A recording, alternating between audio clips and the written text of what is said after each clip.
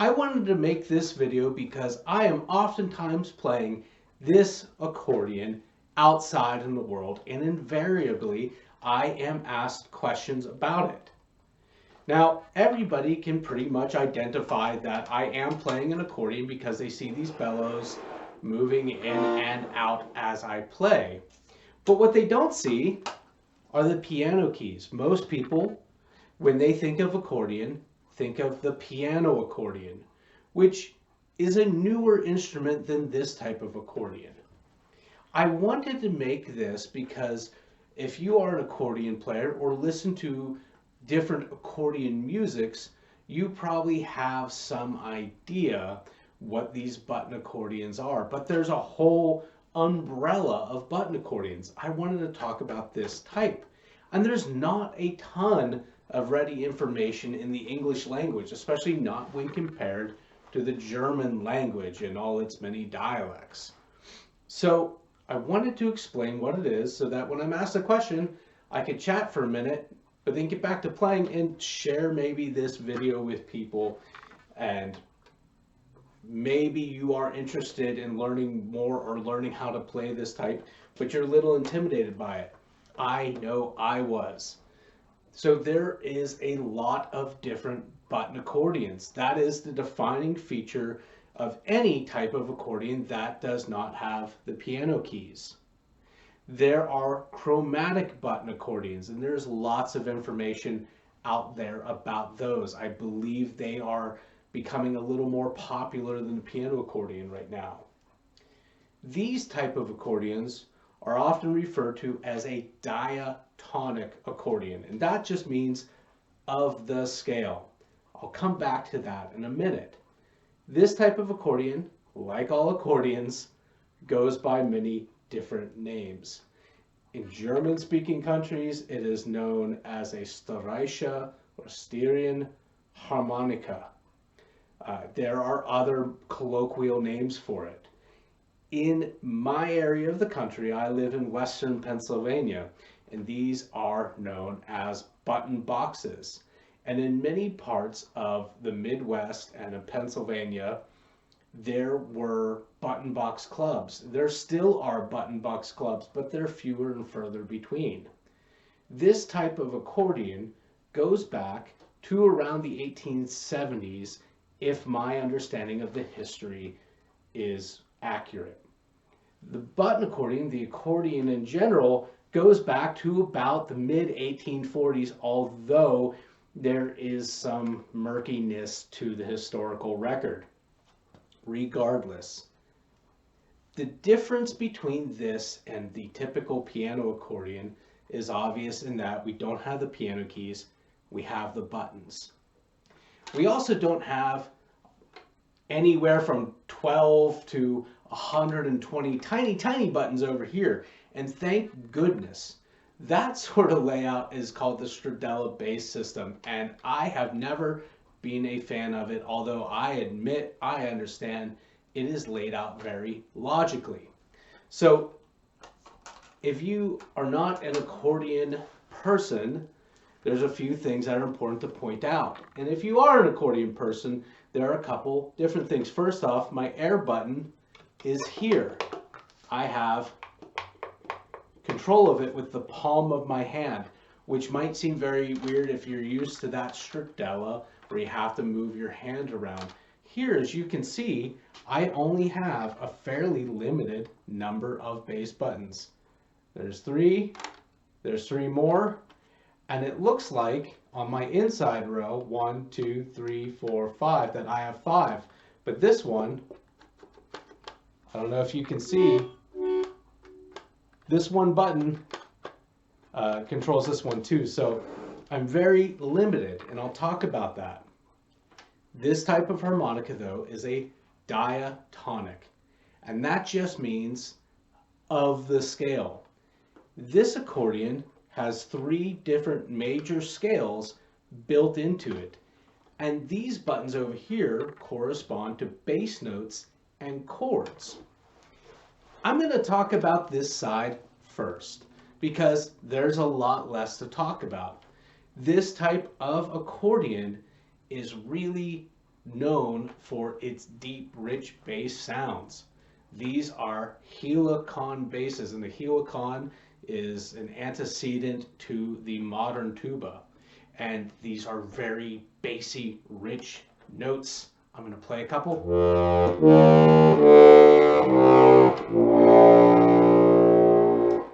One of the defining characteristics of the button box. So what chords do I have? Well, the other thing about these accordions is almost every single note is different depending on which direction the bellows are going in. Melodeon players, single row accordion players are very well informed on that. And here I have, let me put it this way, there are multiple keys that this could be in, but this is the very, very most common one in this area. It is the key of C, the key of F, and the key of B flat. So on this lowest outside row, I get a B flat chord and bass note when I push in. When I pull out, it goes a fifth higher. And what does that mean? Well, if B flat is number 1, B, C, D, E flat, F. F is 5 higher. So I push in, I get my B flat bass and chord, and I pull out, and I get an F. Here, if I go up to the middle buttons, I get my F chord on the push. If I go up 5, I'm going to get a different chord. So let's now say F is number 1, F, G. G is the end of our musical alphabet, so after G, we go back to the beginning, A. So F, G, A, B flat, C. C is 5 higher, so I push in, I get F. When I pull out, I get a C note. Lastly, we get these 2 buttons. Now, when I push in here, I get that C chord and bass note. And see if you can get this. When I pull out, it's again 5 higher. C, D, E, F, G. G is 5 higher, so I got C and I have F. These, when I push in on this row, so if I'm pushing in, I get a D chord. And when I pull out, I get an E flat chord. On these 2, and remember, this button here is just kind of a dummy. It's just kind of there for symmetry. As you can see, it's going down when I'm pushing this one. When I push in, I get an A chord. And when I pull out, I get my one and only minor chord. I get a D minor. So we've got, let's count. We have F, C, B flat, G, E flat, A, D, and D minor. We only have 8 different chords, which is really all we need for a lot of the traditional stuff that is played. A lot of the songs in my area of the country are defined by the Cleveland style, which is a Slovenian American sound. It is traditional Slovenian tunes, and in the 19-teens and 1920s, immigrants from Slovenia and their children, they would sing these traditional songs. They would play the button box, which is the national instrument of Slovenia, I do believe.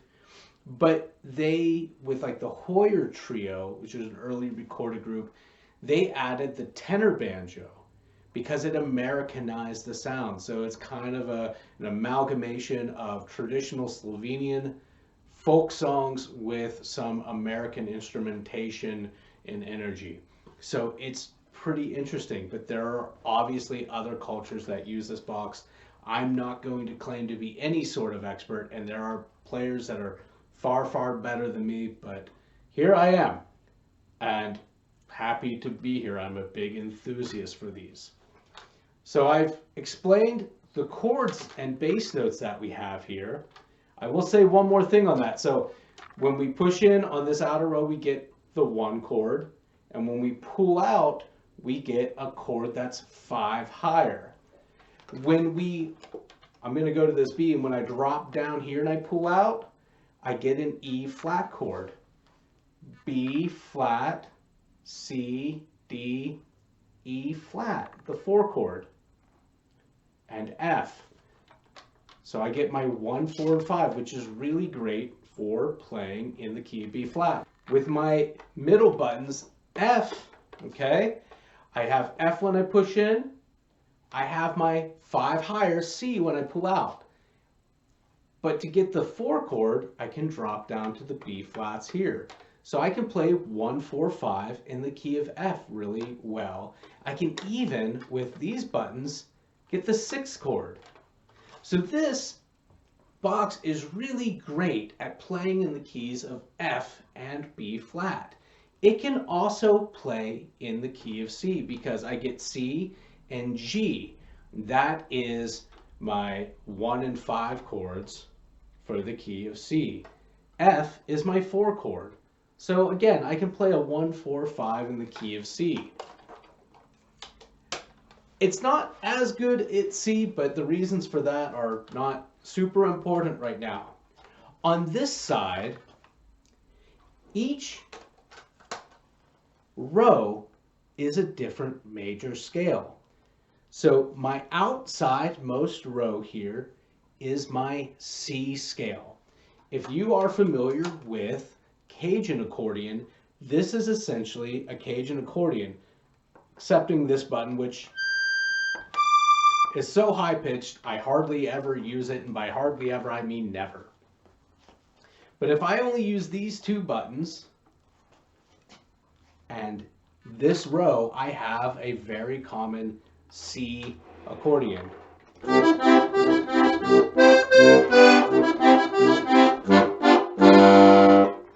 When you're only playing on 1 row though, you have to go in and out a lot. You have to change your bellows directions quite frequently. One of the ways around that as accordions were being developed was to add a helper row. So my middle row goes up 4.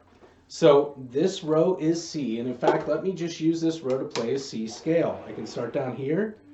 This 3rd button, 1, 2, 3, that is my C note. So C,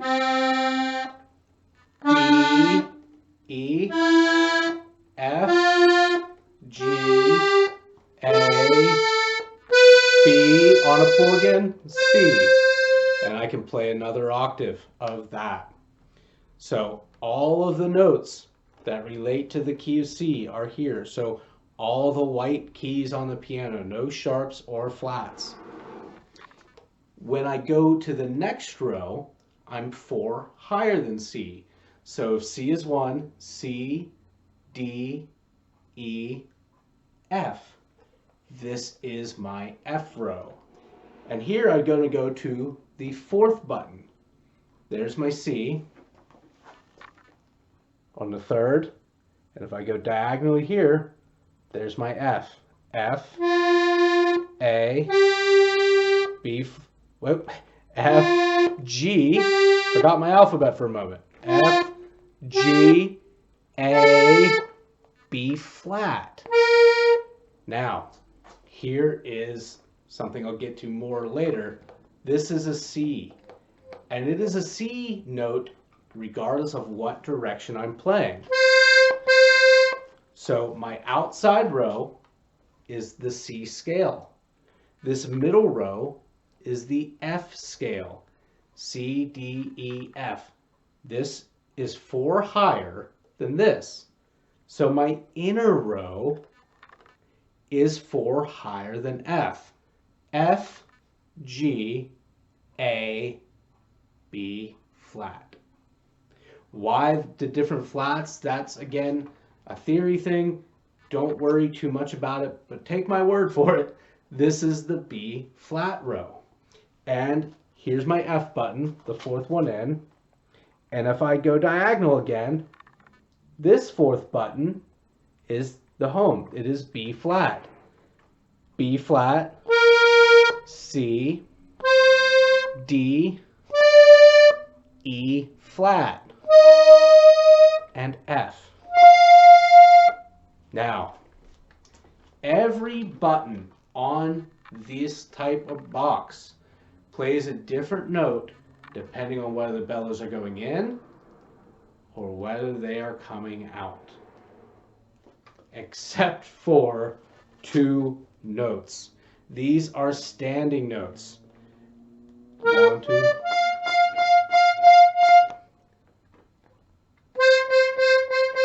These two notes make the same note. This one makes C, and this one makes an F. Those two notes, again, are the only two buttons on this entire instrument that make the same note regardless of the direction that they are moving. People that are familiar with melodeons and club accordions specifically are familiar with this standing note. In German-speaking worlds, that is known as a Gleichton. And even in English, people familiar with club accordions will call them Gleichtons. A lot of people in the English-speaking world, especially those that pick up club accordions, which are some of my favorite accordions to play. I recently got like a really great club accordion. They will do a thing called declubbing the accordion. They will change that Gleichton to be two different notes. And there are good reasons for that, but I like to keep them as they are. So this set of keys, C, F, and B flat, are extremely common. But all of these different types, all of these button boxes, they move in that way. So I also have a box that moves from B flat. It goes B flat, B, C, D, E flat is 4 higher. E flat, E, F, G, A flat. B flat, E flat, A flat. Very recently, I was able to get through a couple friends who are also button accordion players, a box tuned to A, D, and G. Those are not as common in the button box world, at least here in America. I've seen some Austrian players, Österreich, they're playing ADGs. Most of these accordions come in either 3-row, like this one is 3 rows. There's a police siren going off. I hope that doesn't pick up. But most of these types of accordions come in either this, the 3-row configuration, or a 4-row configuration. If this box had a 4th row here, let's figure out what it would be. So we're in C, and we go up 4. So C is number 1, D, E, F is my middle row, F is now number 1. Let's go up 4. F, G, A, B flat, and that is this row. If we go up 4 from B flat, after B comes C, D, E flat. If this had 4 rows, the innermost row would be E flat. Now, if you have a 3-row, it's diatonic. It can only play these 3 scales, but they're nearly chromatic. I am only missing 3 notes. The notes I am missing are A flat, aka G sharp, D flat, aka C sharp, and then G flat, which is also known as F sharp. Those 3 notes do not appear. If you have a 4-row diatonic button box accordion like this, you are only missing 2 notes to be fully chromatic. Now, I haven't mentioned this button here. This is something that some modern manufacturers make. It is known as a slack key. And I believe this goes to Loja slack, and I'm almost certainly pronouncing that wrong. I am not Slovenian, but I hang around a lot of people who ancestrally are. Anyway, this button was added by the previous owner of this box, who was a pretty well-known player. Some standard tunes, especially Mom and Pop's Polka, were written by him. The late, great Benzie Rathbone. Anyhow, check him out. Absolutely. I never got to meet him, but I've seen videos. Obviously, I have some of the recordings, and in all the videos, he's playing, and he's a killer player. He could play anything, I'm told, but in all the videos, he's chewing gum very aggressively, and I am an aggressive gum chewer myself. So, again, I got this box to a good friend, and I cherish it because I know Benzie played it, and that's really cool. But this button is called a slok key, and what it does is it gives me an E flat note on the pull, and it gives me another accidental on the push. It makes it a little more versatile. If the manufacturer has installed this button, I wouldn't lose another note. A lot of times people take this note if they are modifying an existing box. This note is very high. It's not the most usable tone. As I said earlier, with this button, I don't ever play it really. They'll connect the rod that controls the paddle there. They'll change the reeds inside the box, and they will connect a rod here and get those valuable notes so that they can play different things. If you watch this button here, this one right here though, this button is attached to it. You can see it going down. It might be easier to watch my slok key when I push that. So I can actually get those reversals in a couple different areas of the keyboard, even though it's still the same note. The pitch doesn't change. It's the same palette that's moving. These are reed instruments, just like the mouth harmonica that most people are familiar with. Wind passing through or drawing upon the reeds makes them sing. For each one of these in this accordion, there are 3 different reeds. Cajun accordions that a lot of people are more familiar with, they have typically the 4 stops, and they'll have a bank of high reeds, piccolo reeds, really bright reeds. They'll have 2 stops, 2 reed banks of medium reeds, and then they'll have 1 stop, and that's the bassoon reed, the bass reed. This accordion has a very typical setup for this style, and that is 3 medium reeds. They sit in the middle. They're not the high ones, they're not the low ones. I have one box that is only 2 banks of reeds per button. And that's like, if you are an accordion person, the Hohner poker work or other melodeons, that's pretty typical, have 2 middle reed settings. I have one, a great old Mervar, the ADG, that has 2 middles and 1 high. And that's a little bit of a different sound. Obviously, it's brighter, it cuts differently. But in the culture, music, accordion culture with these, where I live, it's all about a very dry, very powerful sound. We have these really low basses, and we have 3 pretty evenly tempered middle reeds, and it just creates a really big sound. So, like the melodeon players that are typically 2 rows, like the Southwest Conjunto Norteño musicians, we utilize all 3 rows, and that's the way you can get really fluid sounds. So if you've never seen one of these before, I don't know how you came here, but I'm glad that you are.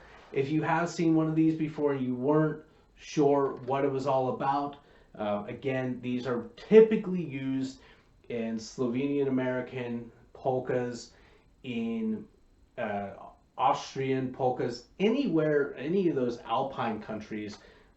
Bavaria, you'll see, I know at the Hofbrauhaus here in Pittsburgh, there is Joe Gerkman often plays, legend, and he's playing one of these.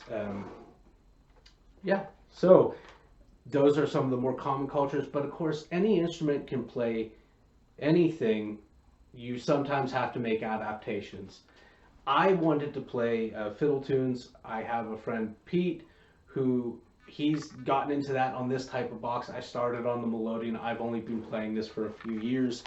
To play the American Appalachian fiddle tunes that I mostly play on other instruments, I would have to change keys, but I could make it work. It just making it work. You might think, especially if you play fully chromatic instruments, that the limitations, your chord limitations, are a barrier. And you can think about them that way, or you can just embrace it.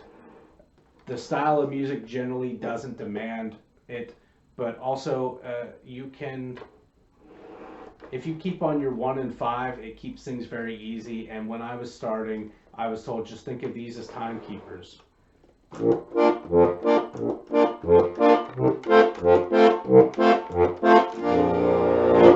yeah. So anyway, if you are thinking of picking one of these up, there are some really good people. This whole community of players here in America is very warm, very welcoming to new people in my experience, and just excited that there are other people that share interest in this, because the popularity of the button box kind of ebbs and flows. It's my understanding that these had something of a resurgence in the 1970s thanks to players like Frank Novak. A lot of great players now. I would point to Fred Zivich. I would point to Ron Pivovar. I could name about 20 other people. But if you are interested, reach out to other players. I would recommend, I started by, I'll hold it up real quick. A man named Al Jefsevar wrote 3 different books, and Matt Sepisi on eBay, you can find these. He sells these Marge Ford, now of Alaska, recorded CDs so that you can listen to the tunes, and that was really valuable. A lot of people that grew up playing these learned by ear, and the standard notation is in there, but there's also a stamp system which is pretty intuitive. It is like tab for this. There are other methods for reading. You can get into that. Maybe I'll talk about that sometime if anybody has any interest.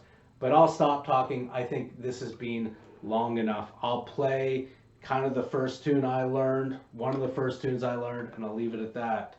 Again, there are people much better than me, but I'm an evangelist for the button box.